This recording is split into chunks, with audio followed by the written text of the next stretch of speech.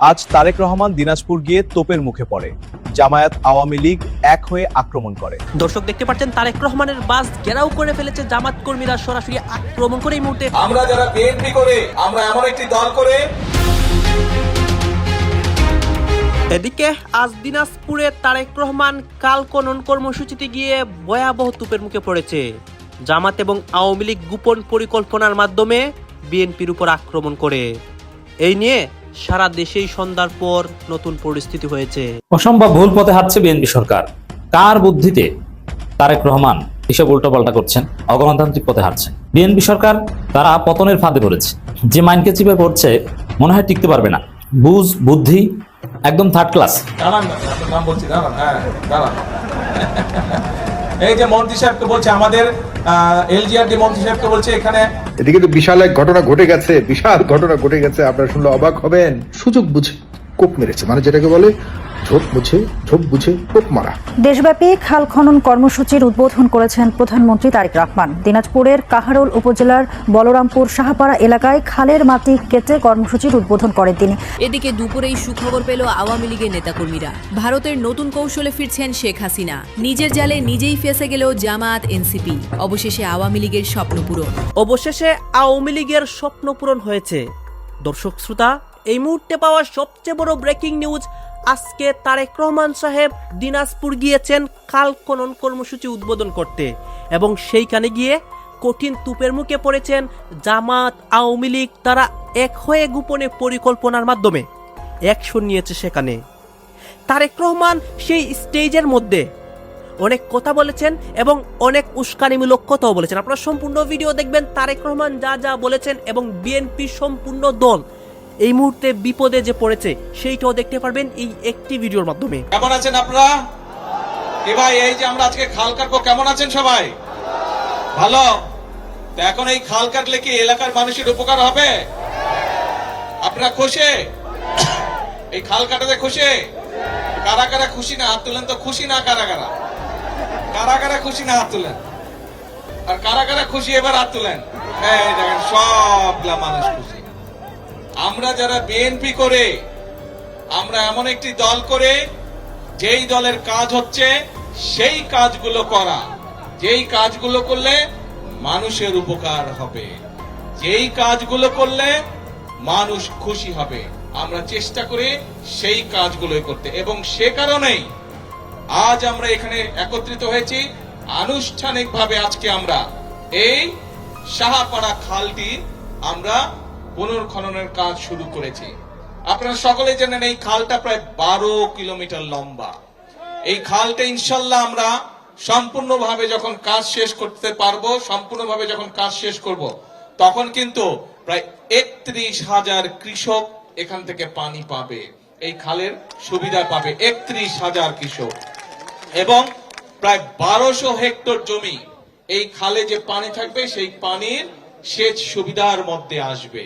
3.5 লক্ষ মানুষ এই খালের পানির সুবিধা পাবে। এই খালের পানি বিভিন্ন ভাবে তারা ব্যবহার করতে পারবে। এবং শুধু তাই নয়, সবচেয়ে বড় যে বিষয়টি হচ্ছে এই এলাকার কৃষক ভাইরা, এই এলাকার কৃষানী বোনেরা, তারা যে ফসল উৎপাদন করবে, এখন যেই ফসল উৎপাদন হচ্ছে তার থেকে প্রায় 60,000 মেট্রিক টন বেশি ইনশাল্লাহ ফসল উৎপাদিত হবে। প্রিয় ভাই বোনেরা, আপনারা নিশ্চয়ই নির্বাচন, এই মাত্র কয়েকদিন আগে নির্বাচন হয়েছে, ভোট দিয়েছেন সবাই? হ্যাঁ, কারা কারা নতুন ভোটার হাত তুলেন তো। নতুন ভোটার কারা কারা এবার প্রথম ভোট দিয়েছেন? নতুন ভোটার এই যে এইদিকে আছে নতুন ভোটার, এইদিকে অনেক নতুন ভোটার। হ্যাঁ, ও এগুলা সব নতুন ভোটার। Good, very good. তো এখন এই যে নতুন ভোটার যারা আছেন তারা সহ এর আগে যারা অনেক আগে, আজকে থেকে প্রায় 15-20 বছর আগে ভোট দিয়েছেন, তাই না? এর মধ্যে ভোট দিতে পারছিলেন গত 15-20 বছর? ভোট দেওয়ার সুযোগ পান নাই। তো এই যে গেল নির্বাচনটা, এই নির্বাচনের সময় আমরা দেশের মানুষের সামনে কতগুলো কথা বলেছিলাম। এই বক্তব্যের শুরুতেই কিন্তু আমি বলেছি যে আমরা এমন একটা দল করি, আমরা দল করি শহীদ জিয়ার দল করি, আমরা দল করি দেশনেত্রী খালেদা জিয়ার দল করি, এবং আমরা সেই কাজগুলো করতে চাই যেই কাজগুলো করলে মানুষের উপকার হয়। এবং সেই জন্য কিন্তু নির্বাচনের আগে আমরা বলেছিলাম কতগুলো কথা। অসম্ভব ভুল পথে হাঁটছে বিএনপি সরকার। কার বুদ্ধিতে তারেক রহমান এসব উল্টোপাল্টা করছেন, অগণতান্ত্রিক পথে হাঁটছেন। বিএনপি সরকার তারা পতনের ফাঁদে পড়েছে। যে মাইন্ডকে চিপে পড়ছে মনে হয় টিকতে পারবে না। বুঝ বুদ্ধি একদম থার্ড ক্লাস, বুঝে উঠতে পারছে না যে কি করছে। একটু স্মরণ করি, আপনি অনেকে বলবেন যে বুঝে উঠতে পারছে না, বুঝছে না, থার্ড ক্লাস, এটা ক্ষমতা আসলে কিভাবে? শুনেন, বিএনপি কি বর্তমান বিএনপি কি জিয়াউর রহমানের বিএনপি, খালেদা জিয়ার বিএনপি চাইতে বেশি মেধাবী? সেই মওদুদ আহমেদের যে বিএনপি, তখনকার সময় বিএনপির ব্যারিস্টার রফিকুল ইসলামরা বা আরো যারা ছিলেন, হান্নান শাহ, এদের যে মেধা ছিল তাদের ধারে কাছেও আছে বর্তমান বিএনপির? না। এত যোগ্য বিএনপি, বি চৌধুরীদের বিএনপি, তাদের ইতিহাসে কখনো শান্তিপূর্ণ ক্ষমতা হস্তান্তর নাই, সবকিছু মাখিয়ে ফেলেছে লেজে গোবরে। তো এই বিএনপি শান্তিপূর্ণভাবে তাদের মেয়াদ পূর্ণ করতে পারবে এটা মনে করার কোনো কারণে? বিএনপির ইতিহাসই হচ্ছে মারা খাওয়ার ইতিহাস। জিয়াউর রহমান শহীদ হয়েছে, ক্ষমতায় থাকা অবস্থায় জীবন দিতে হয়েছে। এরপরে খালেদা জিয়া একবার জামাতের সহায়তা নিয়ে ক্ষমতায় এসেছেন, শান্তিপূর্ণভাবে কিন্তু সমাপ্তিটা হয়নি, ক্ষমতা হস্তান্তরটা শান্তিপূর্ণভাবে হয়নি। 1/11 ঘটেছে, বিএনপির শাসনের বিরুদ্ধেই 1/11 ঘটেছে। এবং 91-তে যে ক্ষমতা এসেছিল তখনও উত্তাল একটা পরিস্থিতির মধ্য দিয়ে তাদের সমাপ্তি হয়েছে। ইট মিনস বিএনপির এন্ডিংটা শান্তি হয় না, শান্তিপূর্ণ হয় না। আর এখনকার বাংলাদেশ তো আন্দোলন শিখে গেছে, তরুণ প্রজন্ম রাস্তায় নামা শিখে গেছে। এখন উল্টোপাল্টা করলে তার মেয়াদ ধরিয়ে দিবে পোলাপান মাত্র 1.5 বছর।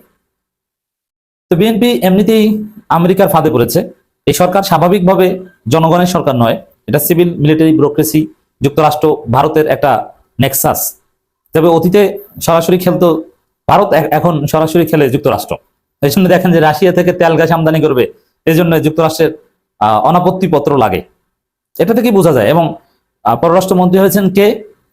যাকে পররাষ্ট্রমন্ত্রী বানানো হয়েছে তাকে পররাষ্ট্রমন্ত্রী বানানো হবে এটা তারেক রহমানও জানতেন না।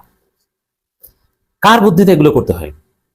এবার দেখেন, আপনারা জানেন যে সিটি কর্পোরেশনগুলোতে প্রশাসক বসিয়েছেন তারেক রহমান। খুব দ্রুত নির্বাচন দেওয়ার ইচ্ছা থাকলে প্রশাসক বসাতেন না, আপনি ঈদের পর নির্বাচন দিয়ে দিবেন, আপনি প্রশাসক কেন বসিয়েছেন?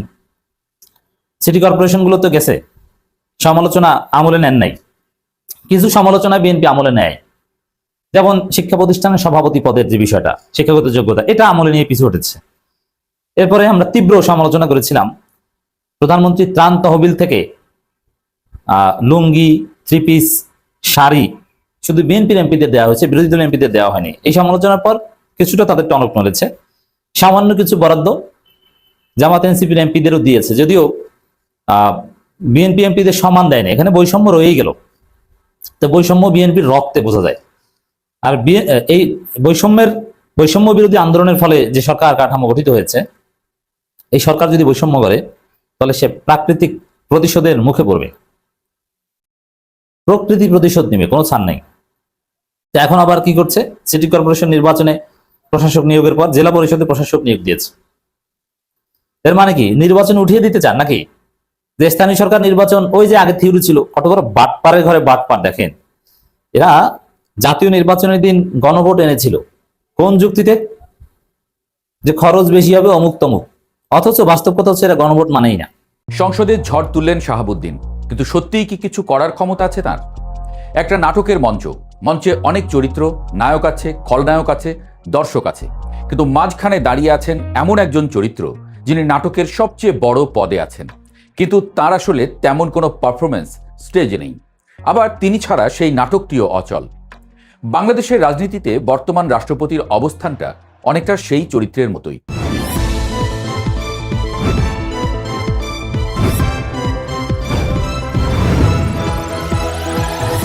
ত্রয়োদশ জাতীয় সংসদের প্রথম অধিবেশন। সংসদ ভবনের ভেতরে তখন এক অদ্ভুত উত্তেজনা। ক্যামেরা, মাইক্রোফোন, সংসদ সদস্যদের ফিসফাস, সব মিলিয়ে যেন বড় কোনো নাটকের শুরু। আর সেই নাটকের প্রধান দৃশ্যে উঠে এলেন রাষ্ট্রপতি মোহাম্মদ শাহাবুদ্দিন। কিন্তু ভাষণ শুরু হতেই যেন আগুনে ঘি পড়ল। বিরোধী দলের সদস্যরা ক্ষোভে ফেটে পড়লেন, কেউ প্ল্যাকার্ড তুলে ধরলেন, কেউ চিৎকার করলেন, কারো কারো হাতে লেখা জুলাইয়ের গাদ্দার। সংসদ কক্ষে মুহূর্তেই তৈরি হলো হট্টগোল। আর সেই দৃশ্যের মাঝেই ক্যামেরা গিয়ে থামল আরেকজনের মুখে, তারেক রহমান। তার মুখে ছিল মিটিমিটি হাসি। এখন প্রশ্ন উঠছে, এই রাষ্ট্রপতিকে নিয়ে সরকারের পরিকল্পনা আসলে কি? কারণ বাস্তবতা হলো দেশের অনেক কিছু বদলে গেছে। সরকার বদলেছে, রাজনীতির ভাষা বদলেছে, ক্ষমতার সমীকরণ বদলে গেছে, কিন্তু রাষ্ট্রপতির চেয়ারে এখনো বসে আছেন সেই মানুষটি, যাকে নিয়োগ দিয়েছিল আগের সরকার। সেই কারণেই রাষ্ট্রপতি মোহাম্মদ শাহাবুদ্দিন এখন যেন রাজনীতির এক অদ্ভুত দ্বন্দ্বের কেন্দ্রে। মজার বিষয় হলো, একই মানুষকে নিয়ে দুই ধরনের অভিযোগ উঠছে। এক পক্ষ বলছে তিনি আওয়ামী লীগের আমলে তাদের পক্ষে কথা বলেছেন, এমনকি তখনকার বিরোধী দল বিএনপির বিরুদ্ধেও তির্যক মন্তব্য করেছিলেন। আবার এখন সংসদে দেওয়া ভাষণে তিনি আগের সরকারের সমালোচনা করেছেন। ফলে আওয়ামী লীগের সমর্থকদের অনেকেই বলছেন এটা দ্বিচারিতা।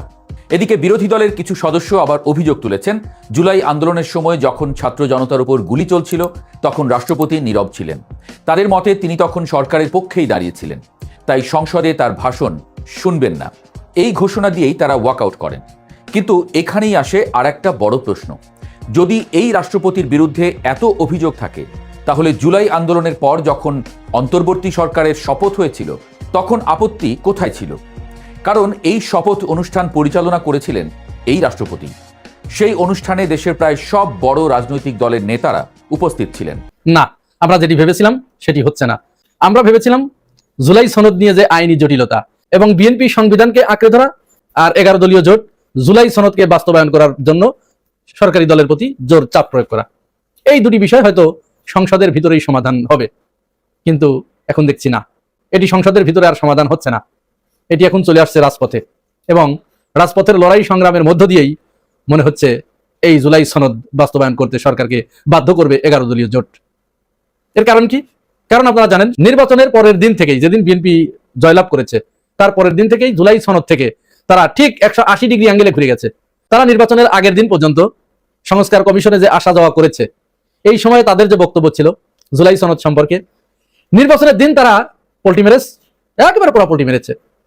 এবং এখন আমরা ওবায়দুল কাদেরকে যেরকম দেখেছিলাম 2009 সাল থেকে 2024 সাল পর্যন্ত, কোথায় কোথায় সংবিধান, উঠতে সংবিধান, বসতে সংবিধান, খাইতে সংবিধান, শুইতে সংবিধান, প্রতিটা কোথায় সংবিধান।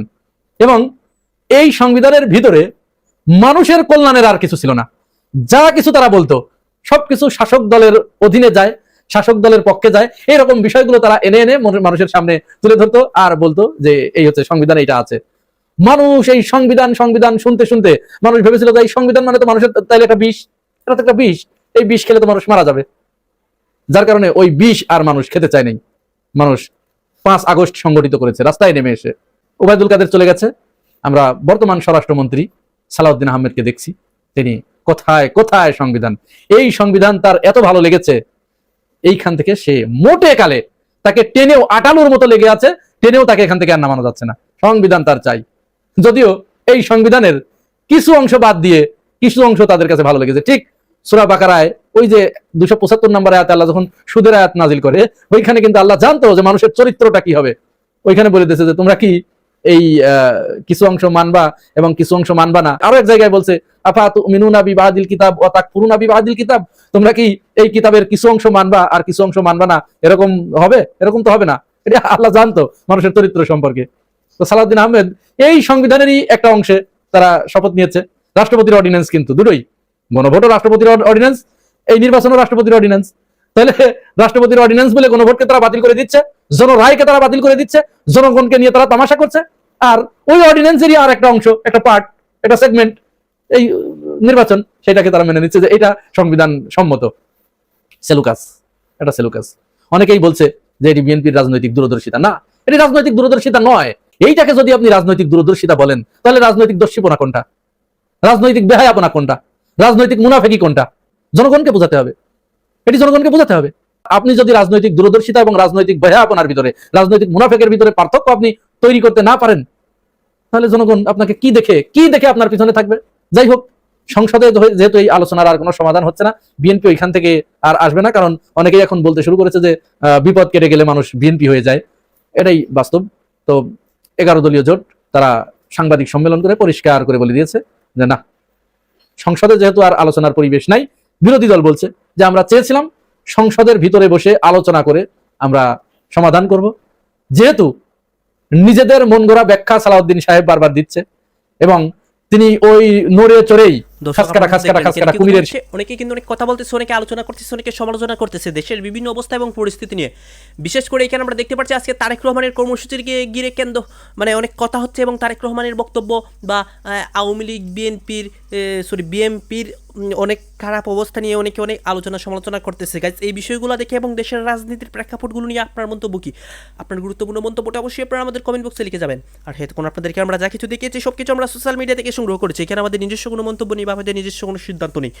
সর্বশেষ আপনাদের কাছে আমাদের রিকোয়েস্ট থাকবে, আপনারা আমাদের চ্যানেলে নতুন দর্শক হয়ে থাকলে চ্যানেলটি সাবস্ক্রাইব করবেন এবং পাশে থাকা বেল বাটনটি বাজাবেন যাতে করে নেক্সট ভিডিওটা সবার আগে আপনাদের কাছে পৌঁছে যায়। ধন্যবাদ।